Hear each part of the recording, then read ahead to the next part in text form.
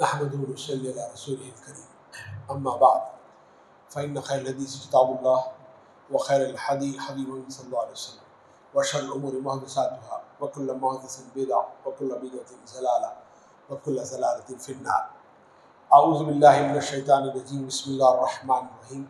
الحج أشهر معلومات فمن فرض فيهن الحج فلا رفث ولا فسوق ولا جدال في الحج وما تفعلوا من خير يعلمه الله وتزودوا فإن خير الزاد التقوى واتقون يا أولي الألباب. صدق الله العظيم. رب اشرح لي صدري ويسر لي أمري واحلل عقدة من لساني يفقهوا قولي. محترم سامعین کرام، میں نے آپ کے سامنے سورہ بقرہ کی آیت نمبر 197 کی میں نے تلاوت کی ہے. باری تعالیٰ اس آیت میں ارشاد فرماتے ہیں، حج کے مہینے سب کو معلوم ہے. جو شخص ان مقررہ مہینوں میں حج کی نیت کرے اسے خبردار رہنا چاہیے کہ حج کے دوران میں اس سے کوئی شہوانی فعل، کوئی بدعملی، کوئی لڑائی جھگڑے کی بات سرزد نہ ہو، اور جو نیک کام تم کرو گے وہ اللہ کے علم میں ہوگا. سفر حج کے لیے زاد راہ ساتھ لے جاؤ، اور سب سے بہترین زاد راہ پرہیزگاری ہے. پس اے ہوش مندو، میری نافرمانی سے پرہیز کرو. حضرات محترم، انشاءاللہ عزیز، آج کے اس خطبہ جمعہ میں آیات حج پر کچھ باتیں میں رکھنے کی کوشش کروں گا. کہا یہ جاتا ہے کہ امام ابو حنیفہ علیہ رحمہ کو اس بات میں ذرا تردد تھا کہ سب سے افضل عبادت کون سی ہے. پھر جب انہوں نے حج ادا کیا تو اس کے بعد انہوں نے کہا کہ حج سے بڑھ کر سب سے فضیلت والی عبادت کوئی اور نہیں ہے. یہ آپ یوں سمجھیے گا کہ عبادتوں میں سب سے ہائی ڈوز جسے آپ کہتے ہیں، اگر بندہ وہاں جا کر نہیں سدھرتا ہے تو پھر اس کے سدھرنے کے کوئی اور امکانات باقی نہیں رہتے. یہ اس طرح کی ایک دوا ہے، اس طرح کا ایک علاج ہے. حج ایک ایسے خدائی منصوبے کی یادگار ہے جو شروع حضرت ابراہیم علیہ السلام سے ہوا ہے اور ختم حضور اکرم صلی اللہ علیہ وسلم کے زمانے میں ہوا ہے. یہ جو حج کا جو عبادت کی یہ ہے، وہ گویا 2500 یا 4000 سال، پتہ نہیں کتنے سال اس تاریخ کو اپنے اندر جو ہے وہ سمے ہوئے ہیں. قرآن مجید میں سورہ بقرہ میں آیت نمبر 196 سے لے کر 8 آیات مسلسل اللہ تعالیٰ نے حج اور عمرے پر گفتگو کی ہے. اس مقام پر اور سورہ حج میں، ان دونوں مقامات پر اگر آپ حج کے مسائل جن کو قرآن مجید نے ذکر کیا ہے، اگر آپ وہ اٹھائیں گے تو بمشکل 2-4 صفحات کے اندر آ جائیں گے. مگر ہمارے ہاں آپ کو پتہ ہے فقہاء حضرات نے بہت سارے مسائل ہمارے لیے لکھے ہیں، اور کہا یہ جاتا ہے کہ یہ لوگوں کی آسانی کے لیے بنائے گئے. یقینی طور پر فقہ ہے ہی لوگوں کی آسانی کے لیے، تاکہ لوگوں کو پتہ چلے کہ یہ کرنا ہے، یہ کریں تو اچھا ہے، یہ نہ کریں تو کوئی مسئلہ نہیں. فقہ یہی کام کرتی ہے، لوگوں کو سہولتیں پیدا کرتی ہے. مگر یہ ایک حقیقت ہے کہ محض فقہی مسائل کو پڑھ کر، محض فقہی مسائل کو پڑھ کر کوئی شخص پوری طرح نہ نماز ادا کر سکتا ہے، نہ حج ادا کر سکتا ہے. اللہ کے رسول اکرم صلی اللہ علیہ وسلم نے نماز کے تعلق سے بتا رہا ہوں آپ کو، بجائے یہ کہ آپ مفصل تفصیل کے ساتھ بتاتے، آپ نے بس ایک جملہ کہا، صلو کما رأیتمونی اصلی. نماز ایسے پڑھو جیسے تم مجھے نماز پڑھتے دیکھتے ہو. بس یہ ہے، اتنی سی بات ہے. آپ نے لمبے چوڑے فقہی مسائل نہیں بیان کیے امت کے سامنے. یہ تو بعد میں میرے اور آپ کا مسئلہ ہے کہ ہم نے ان فقہی باتوں میں پڑھ کر جو چیز امت کو متحد کرنے والی تھی، نماز، اسے خود اختلافات کا سبب بنا لیا. نماز کو لے کر آج ہمارے پاس مساجد الگ ہو گئے. یہ بات یاد رکھیے گا آپ. نماز لوگ احادیث کو دیکھ کر نہیں پڑھ رہے تھے، حضور کو پڑھتے دیکھا، صحابہ نے دیکھا، تابعین نے دیکھا، تبع تابعین نے دیکھا، پھر لوگ کرتے چلے آ رہے ہیں۔ احادیث بعد میں دلائل کے طور پر جمع کی گئی ہیں، ہاتھ یہاں باندھنا ہے یا وہاں باندھنا ہے، اس کے لیے کیا دلیل ہے۔ اسی طرح سے حج کے تعلق سے بھی اللہ کے رسول اکرم نے فرمایا خذوا عنی مناسککم، دیکھو یہ حج کے جو طور طریقے ہیں مجھ سے سیکھ لو، مجھ سے لے لو۔ اور قرآن مجید بالکل اسی انداز سے میرے اور آپ کے سامنے بات رکھتا ہے۔ فقہ اس کا آؤٹر، اس کی جو باڈی ہے، اس کا اسٹرکچر ہے، اس پہ بات کرتی ہے۔ قرآن اس کی اصل روح کیا ہونی چاہیے گا، اس کا مقصد کیا ہونا چاہیے گا، اس پر میرے اور آپ کے سامنے بات رکھتا ہے۔ بات اللہ نے شروع کی ہے آیت نمبر 196 سے۔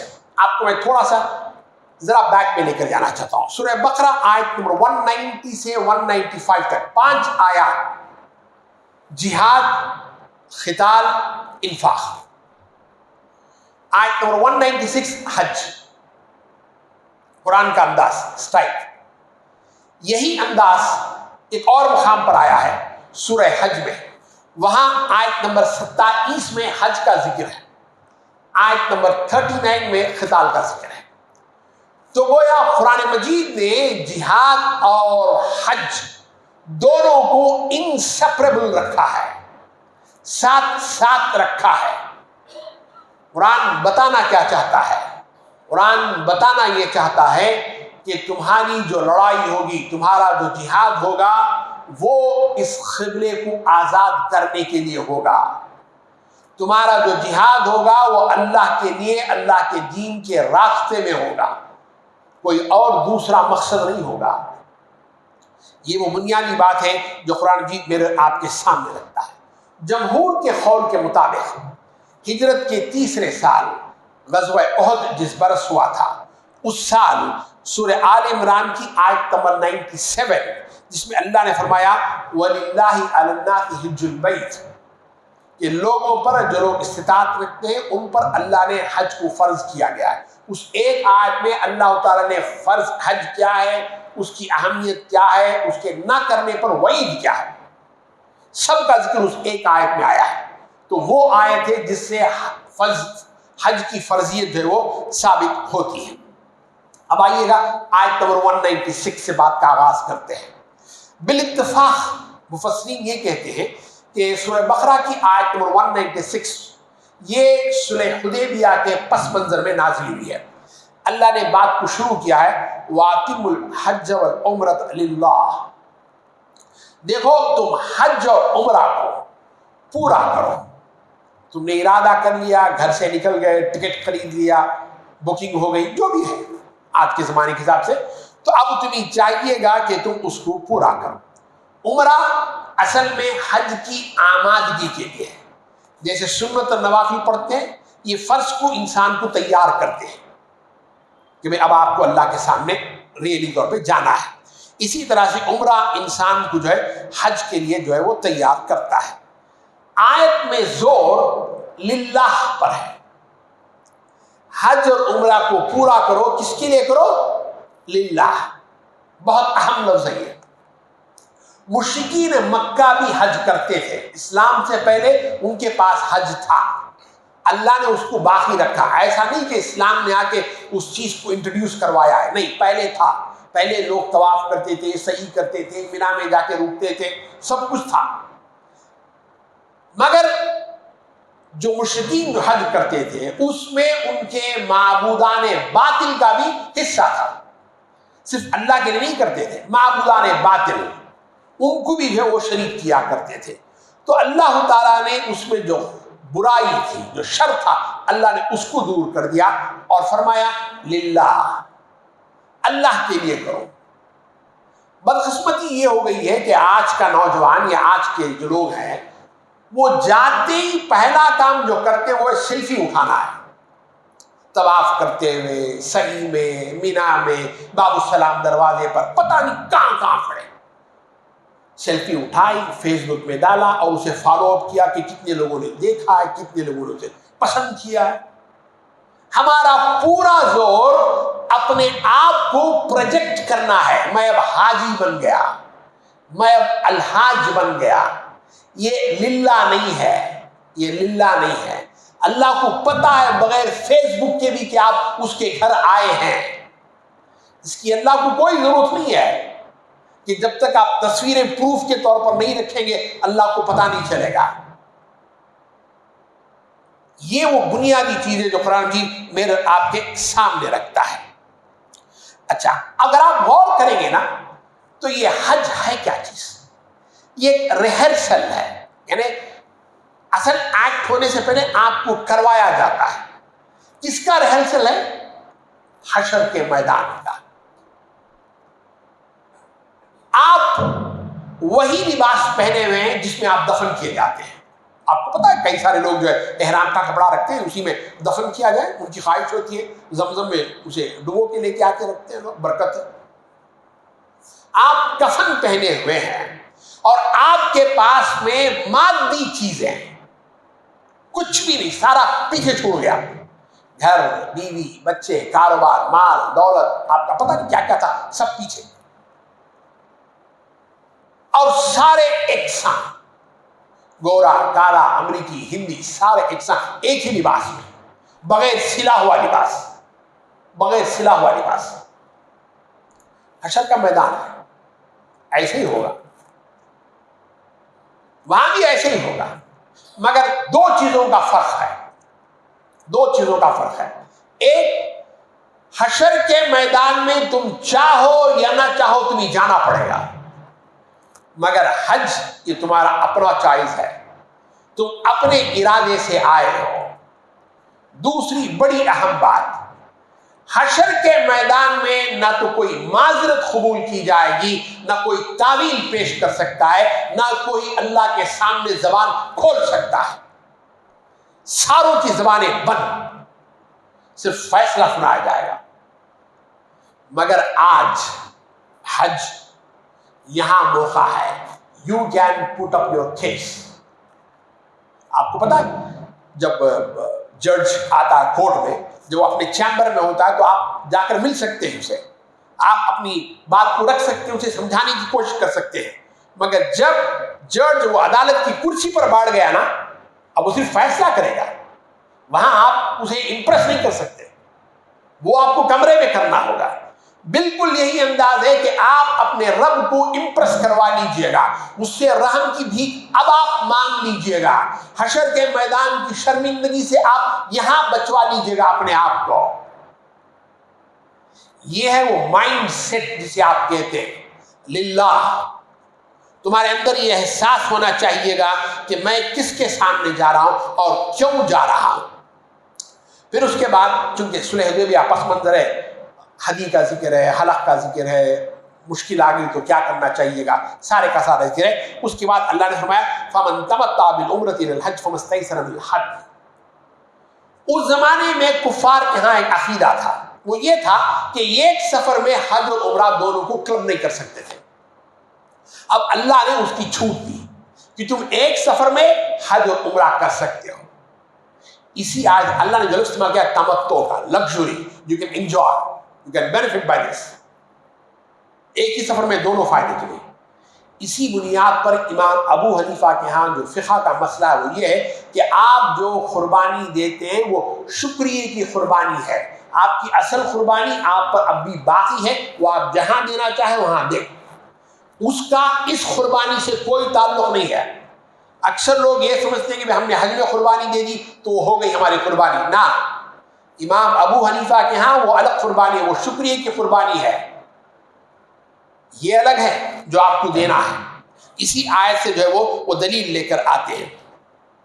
اب اللہ نے آیت نمبر 197 میں بتایا کہ عمرہ تم کسی وقت بھی ادا کر سکتے ہو، مگر حج ظاہر بات ہے آپ کو پتہ ہے ذوالحجہ ہے، ذوالحجہ کے 10 ایام ہوتے ہیں، اس سے پہلے ذی قعدہ ہے. ان مہینوں میں آپ آدمی نیت کر سکتا ہے سفر پہ جانے کی. تو حج کے مہینے سب کو معلوم ہے. اس کے بعد اللہ نے فرمایا کہ حج میں تمہیں 3 کام نہیں کرنے چاہیے گا. یہ بڑا عجیب انداز ہے. ہمارا انداز پہلے یہ کرو یہ کرو یہ کرو، ہم بولتے نا جو بھی حج پہ جاتے باب السلام جاؤ، اصحاب الصفا صفا کے پاس بیٹھو، فلاں کرو یہ کرو وہ کرو، ہم یہ بولتے ہیں. لیکن قرآن ویسے نہیں بولتا ہے. قرآن یہ کہتا ہے پہلے یہ مت کرو یہ مت کرو یہ مت کرو، پھر اس کے بعد یہ کرو اور یہ کرو. اللہ نے 3 چیزوں کو گنوایا ہے. فلا رفث، یہ فلا جو ہے، لا جو ہے نا اس میں جنس ہے، مطلب اس خبیل کی کوئی بھی چیز تم نہیں کرو گے، ذرہ بھی زیادہ بھی کچھ نہیں کرو گے. پہلی چیز رفث. رفث ایک وسیع المعنی لفظ ہے. From being romantic to intimacy. آپ اپنی بیوی سے آئی لو یو سے لے کر بیوی سے صحبت آپ نہیں کر سکتے. ایسا کیوں؟ بھائی میری بیوی ہے، میں نے ویزا لگوایا ہے، میں نے ٹکٹ لے کے بلوا کے گیا ہے. انسان کے ساتھ اللہ بتانا یہ دیکھیے مائنڈ سیٹ کیسے قرآن سیٹ کرتا ہے. یہ تمہارے لیے حشر کا میدان ہے، یہاں تم کھڑے ہو کر دوسروں کے بارے میں سوچو، بڑی غلط بات ہوگی. سب سے مضبوط رشتہ بیوی کا اللہ نے اسے کاٹ دیا، نہیں اب کچھ نہیں کر سکتے. فلا رفث ولا فسوق. فسوق کہتے ہیں پھل جو ہوتا نا وہ سڑ کے اس کا گودا باہر آ جائے، اس کے اندر کا مغز باہر آ جائے، یعنی ویزیبل کرپشن دکھتا ہے سامنے کہ یہ آدمی غلط کر رہا ہے، شراب پی رہا ہے، گھور رہا ہے عورتوں کو، جو بھی ہے. ولا فسوق، اس طرح کی کوئی حرکت نہیں کرنا. ولا جدال، لڑائی جھگڑا گالم گلوچ کنفرنٹیشن آرگومنٹ، نتھنگ. آپ یوں سمجھیے گا کہ صبر کا ایک ہائیسٹ لیول ہے، پیمانہ ہے. آپ کے صبر کو اللہ تعالیٰ ہائٹ پہ لے کے جا کے آزما رہا ہے. اس میں ایک بہت ساری حکمتیں شاہ عبد القادر صاحب نے لکھی ہیں، ولی اللہ محدث انہوں نے بہت سارے حکمتیں لکھی ہیں. میں صرف ایک حکمت آپ کے سامنے رکھ رہا ہوں. اللہ نے ان 3 چیزوں کو کیوں روکا ہے. انسان سے شیطان جو گناہ کرواتا ہے نا اس کے 3 بڑے راستے ہیں. ایک اس کا نفس ہے، شہوانی خواہشات ہے، تیسرا اس کی زبان ہے، گالم گلوچ.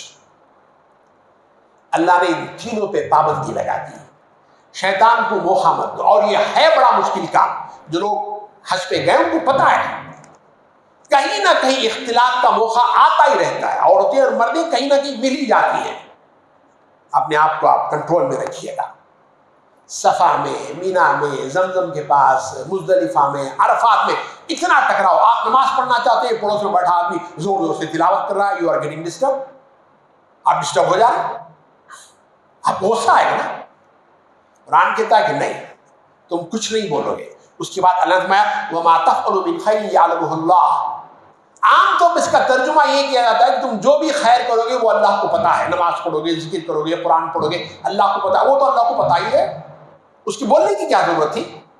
لیکن اس سے پہلے جو کہا اللہ نے فَلَا رَفَثَ وَلَا فُسُوقَ وَلَا جِدَالَ. آپ کو غصہ آ رہا ہے، آپ اسے کنٹرول کر رہے ہیں، سامنے والے کو پتا نہیں ہو رہا ہے کہ آپ کتنا اپنے آپ پر کنٹرول کر رہے ہیں. اللہ کو پتا ہے کہ آپ نے اپنے آپ کو کیسے رو کے رکھا ہے. آپ نے سامنے والے سے جا کے یہ نہیں کہا حج ہے اس لیے خاموش ہوں، ورنہ دوسرا موقع ہوتا تو بتاتا میں کون ہوں.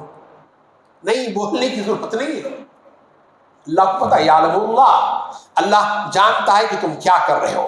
وَتَزَوَّدُوا، بڑا خوبصورت انداز قرآن کا ہے. روحانی سفر، اللہ سے ملاقات کے لیے گئے ہیں، مگر اللہ فرماتے ہیں کہ ایسا نہیں ہونا چاہیے گا کہ تم دنیاوی جو مسائل ہیں ان کو بالکل چھوڑ دو. وَتَزَوَّدُوا، زاد راہ ساتھ لو. علماء نے اس پہ لکھا ہے سیف پیکنگ سے لے کر آپ کی ٹکٹنگ، آپ کا پیسہ، ایکسٹرا پیسہ جو بھی ہے سارے کا سارا. بس سفر لمبا ہے، کچھ بھی ہو سکتا ہے، پیسے چوری جا سکتے ہیں. وَتَزَوَّدُوا، زاد راہ ساتھ لے لو. مگر یہ چھوٹا سفر ہے، یہ اور بڑا سفر ہے زندگی کا. اس کے لیے کرنسی نہیں چاہیے گا. فَإِنَّ خَيْرَ الزَّادِ التَّقْوَىٰ. وہاں اس زندگی کے سفر میں جو چیز کام آئے گی وہ تقویٰ ہے. اسے ساتھ لو، دیکھ لو کہ وہ ہے کہ نہیں ہے، وہ ساتھ لے کے چلو. فَاتَّقُونِي يَا أُولِي الْأَلْبَابِ. ایک ایک آیت، ایک ایک لفظ کے بعد کا لب کسے کہتے ہیں؟ لب ایسی عقل جو تمام ڈسٹریکشن سے پاک ہے.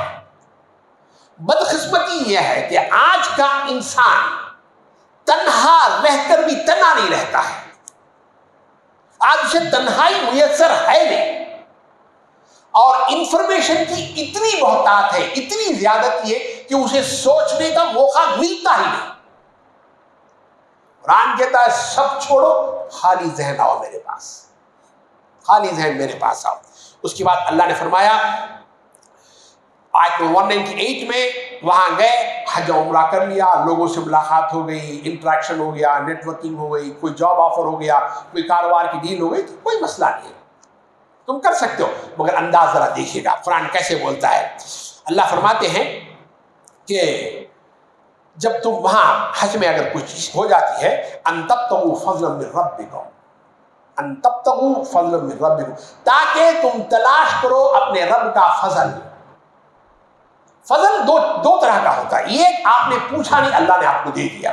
بڑے امیر گھرانے میں پیدا ہو گئے, بڑے کاروباری گھرانے میں پیدا ہو گئے, یہ اللہ کا فضل ہے, آپ نے پوچھا نہیں.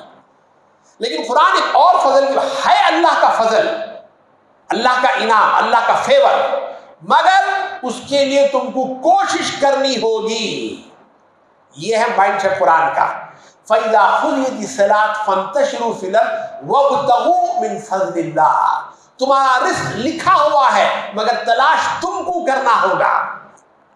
گھر بیٹھے رزق نہیں آئے گا. ہم بڑے نمازی ہیں, متقی, صبح 300 بار تسبیح, شام میں 300 بار تسبیح, رزق آ جائے گا؟ نہیں آئے گا. وابتغوا, تلاش کرو, ڈھونڈو, محنت کرو, کوشش کرو. کیسے بات کو قرآن رکھتا ہے دیکھیے گا. اور بھی بہت ساری باتیں اس پہ رکھی جا سکتی ہیں, ذرا اور آگے آئیے گا. پھر اس کے بعد نہ فرمایا جب عرفات سے نکلو تو فذکروا اللہ. میں شاید 2-3 منٹ بڑھ کے لے لوں آج آپ سے. اللہ کو یاد کرو. اور آپ کو پتا ہے ذکر کا جو سب سے بڑا تصور ہمارے پاس میں نماز ہے, اور عرفات میں اللہ نے نماز کا سسٹم بدل دیا. مینا میں آپ جب ہیں یا عرفہ میں ہیں, عرفہ میں وہاں آپ ظہر اور عصر ملا کے پڑھتے ہیں. مغرب اور عشاء عرفہ میں نہیں پڑھتے, آپ مزدلفہ میں جا کے پڑھتے ہیں. اور رات کے 12 ہو گئے تب بھی خزانی ادا ہے. خزانی رات کے 12 بجے مغرب 3 رکعت فرض کی مغرب کے پڑھتا ہوں, میں ادا کر رہا. یہ ہے وہ مائنڈ. اللہ جس وقت جو کام کہے وہ کرو, وہی عبادت ہے. نہیں مجھے عادت ہے, نہ نہ, اللہ کو عادت کی ضرورت نہیں, عبادت کی ضرورت ہے. فذکروا اللہ. اس کے بعد اللہ نے فرمایا کہ وَاذْكُرُوهُ كَمَا هَدَاكُمْ. اللہ کو ایسے یاد کرو جیسے اس نے تمہیں سکھایا ہے. اپنی من مانی طریقوں سے, نت نئے طریقوں سے اللہ کو یاد کرنے کی کوشش مت کرو. جیسے اللہ نے بتایا, اللہ کے رسول نے بتایا, ویسے تم اللہ کو یاد کرو. نئے نئے ذکر کے طریقے مت ایجاد کرو. فَاذْكُرُوهُ كَمَا هَدَاكُمْ. جیسے اس نے تمہیں سکھایا ہے ویسے تم اللہ کو جو وہ یاد کرو گے.